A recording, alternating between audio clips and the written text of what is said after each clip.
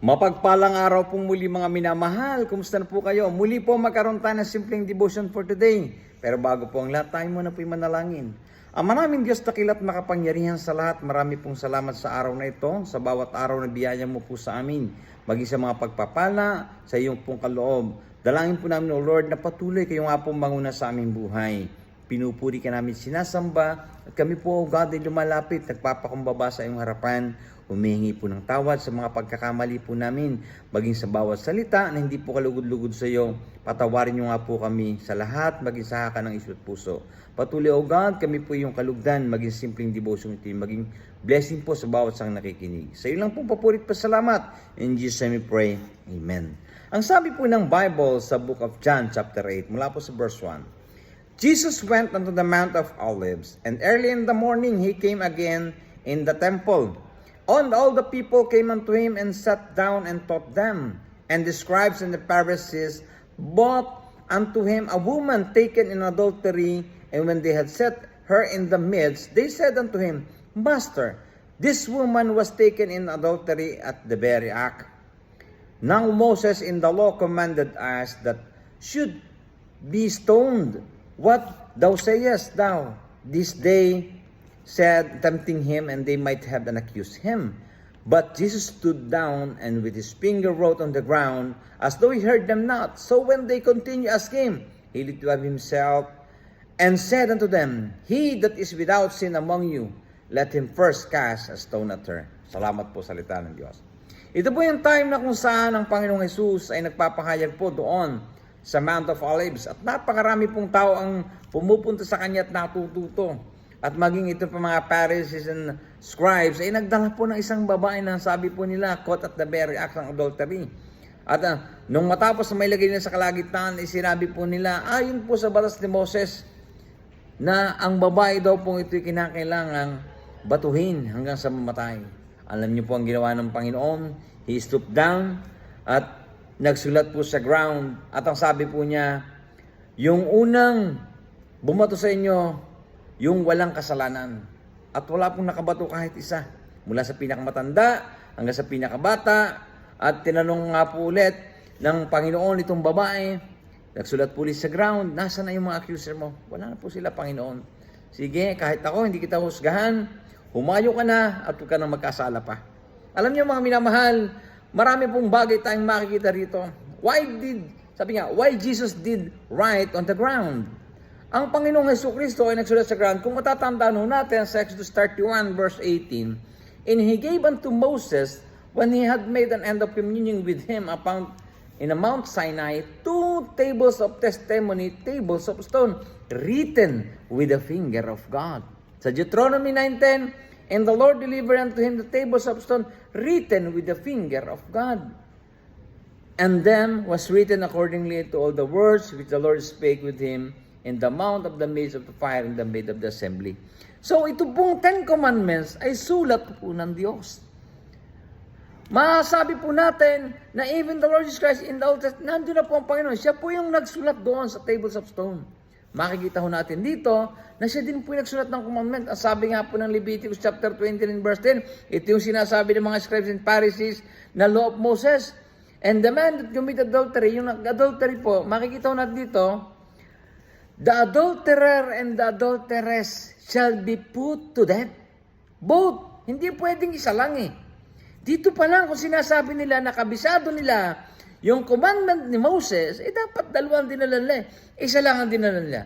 Batid nila, alam nila na nilabag nila yung sinasabi nilang commandment, yung law na Moses. Labag na pa rin sila doon. Alam nila sa sarili nila na hindi nila dila pareho. Isa lang ang dinala nila. Ginawa lang po nila ito upang may maakusa sa ating Panginoong Jesucristo. Sapagkat kung sinabi ng Panginoon, sige, batuhin siya hanggang sa matay, bakit nasan yung isa? Sabi po ng Leviticus chapter 20 verse 10, both. Yung babae at yung lalaki na nagkasala, siya pong dapat dadalhin at babatuhin hanggang sa mamatay. Yun po ang kautusan ni Moses. Subalit isa lang po nila Kaya wala pong nakabato sapagkat batid nila sarili nila. Makasalanan po sila. At nilabag din po nila yung kautusan sinasabi po ng Biblia, yung kautusan ni Moses, yung law of Moses. Hindi lang po yan mga minamahal Sa Isaiah 53:6, all we like sheep have gone astray. We have turned away one to his own way, and the Lord had laid up to him the iniquity of us all. Binataho lahat ng ating Panginoon Kristo ang kasalanan nating lahat o mga minamahal. Makikita ho natin dito, sana magkaroon tayo ng mercy din. Katulad ng ating Panginoon Kristo, sabi niya, nagkaroon siya ng compassionate heart sa babae. Hindi niya ginudge yung babae. Humayo ka at huwag ka nang magkasala pa. Binigyan ho ng pagkakataon ng Diyos na magpanibagong buhay. Alam niyo po, ito yung nais ipabatid sa atin ng Diyos na tayo din. Magkaroon ho tayo ng pusong pagpapatawad. Hindi ho mahal ng Panginoon yung mga makasala na yung patuloy nagkakasala. Hindi ho nito yung ating gagawing issue. Sabi nga po, the mercy of God is not an excuse to sin, but it is a recognition that we can do. We can look on Christ to forgive and cover our guilt. Alam niyo ho, walang ibang kapatawaran sa kasalanan, kundi sa paglapit sa ating Panginoon Kristo. Yung willingness din na magpatawad, na makita na sana patawarin yung nagkasala na nais ipabatid ng Diyos. Bakit? Kaya sabi niya, kayo bang lahat hindi nagkasala? Kaya wala pong nakapato dito sa babaeng ito at lahat sila nag-alisan. Alam niyo po, yun po ang nais ng Diyos sa ating lahat. Na tayo magkaroon ng compassionate heart. Compassionate heart to forgive yung mga nagkasala, abutin yung biyaya ng Diyos na extend ho natin yung grace na nasumpungan din ho natin. Sa biyaya ng Diyos na tayo ho ay kanyang kinahabagan, kinawaan. Yun din pong nais ng Diyos sapagkat lahat ho tayo sinasabi ng Isaiah, we gone astray. We have turned away sabi nga, everyone in his own way. Lahat tayo tumak sa sarili nating naisin at landasin na gustuhin ho natin Subalit ang Diyos, binataho niya ang ating mga kasalanan doon sa krus ng Kalbaryo. Kinaawaan at kinahabagan po tayong lahat. Wala naman pong matuwid, wala kahit isa. At walang naghahanap sa Diyos. Sapagkat lahat po tayo makasalanan at walang nakabot sa standard ng Diyos na na-set niya. God is perfect. God is good. And we are not. Kaya nga mga minamahal, yung biyayang ating pong natanggap, yun din ho yung ating ipabatid. Yun din ho yung ating ipabot. Huwag ho tayong maging judgmental sa ating kapwa. Sa halip, patuloy ho nating ipanalangin ng bawat isa. Abutin ho natin ang biyayang ating natanggap. Yun din ang ipabatid natin. Yung mga Pharisees and scribes dito, mga minamahal, nakita ho natin dito na nilabag nila yung kautusan. Na isa lang po yung dinala nila Hindi ho nila din na pareho nagkasabi dito sa Leviticus chapter 20 verse 10, kapwa yung nagkasala. The adulterer and the adulteress shall be put to death. Yun po yung batas na sinasabi. Alam nila na nilabag nila po yun. Subalit, nais nila na itempt ang Panginoon, makakita sila ng buto sa pangmahusgahan ng ating Panginoon sa Kristo. Kaya mga minamahal, ganun din po ang ating makita at maramdaman. Yung pagkakaroon ng compassionate heart, ng pagpatawad, maging, sabi nga ito, yung forgiving heart, na magkaroon tayo ng kahabagan din po. Yung grace na natanggap natin, ipapatid din po natin. At again, wala po tayong karapatang mag-judge ang sino man. Sapagkat ang sabi po ng Biblia, sa panukat na iyong ginawa, doon ka rin susukatin. Sinasabi po ng Matthew chapter 7. Kaya mga minamahal, ang ganda pong lesson ng buhay natin pong nakita dito.